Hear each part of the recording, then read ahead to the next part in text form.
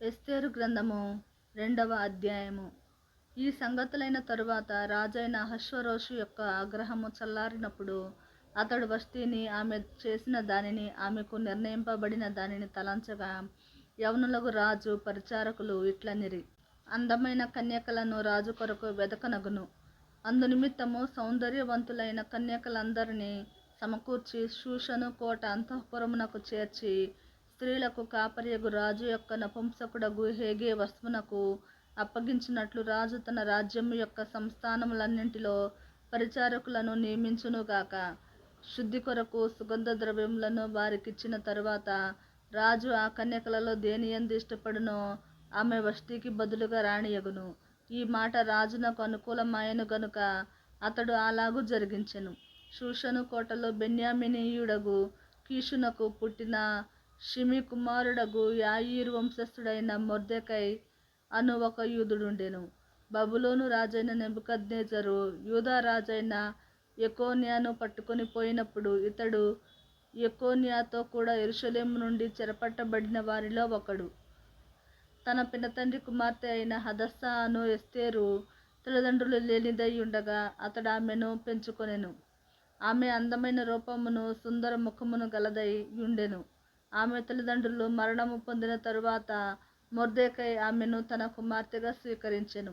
రాజాజ్ఞయు అతని నిర్ణయమును ప్రచురము చేయబడి కన్యకలు అనేకులు షూషను కోటకు పోగు చేయబడి హేగే వశమునకు అప్పగింపబడగా, ఎస్తేరును రాజు యొక్క నగరునకు తేబడి స్త్రీలను కాయు హేగే వశమునకు అప్పగింపబడెను.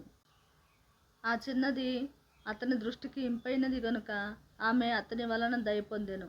కాబట్టి ఆమె పరిమళ క్రియల కొరకైన వస్తువులను, ఆమెకు కావలసిన భోజన పదార్థములను రాజు ఇంటిలో నుండి ఆమెకు ఇయ్యదగిన 7 ఆడపిల్లలను అతడు ఆమెకు త్వరగా ఏర్పరచి ఆమెను, ఆమె చిలికత్తెలను అంతఃపురములో అతి శ్రేష్టమైన స్థలమందుంచెను.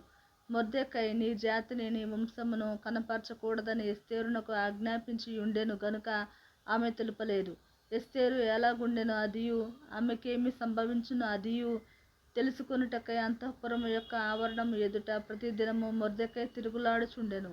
6 మాసములు గోపరస తైలముతోనూ 6 మాసములు సుగంధ వర్గములతోనూ స్త్రీల పరిమళ క్రియల కొరకైన మరి వేరు పదార్థములతోనూ స్త్రీలు పరిమళ క్రియలు ముగించి రాజునొద్దకు పోవువారు.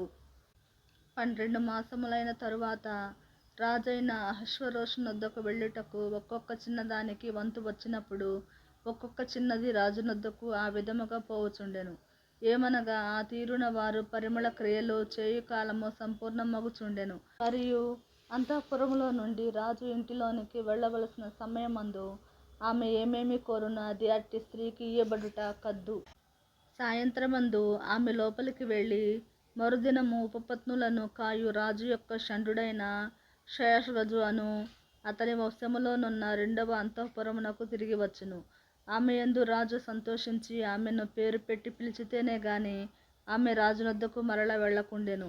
మొర్దెకై తన కుమార్తెగా స్వీకరించుకొనిన తన పినతండ్రి అయిన అబీహయీలు కుమార్తెయగు ఎస్తేరు రాజునొద్దకు వెళ్ళుటకు వంతు వచ్చినప్పుడు స్త్రీలను కాయు రాజు యొక్క షండుడైన హేగే నిర్ణయించిన అలంకారము గాక ఆమె మరి ఏమియూ కోరలేదు.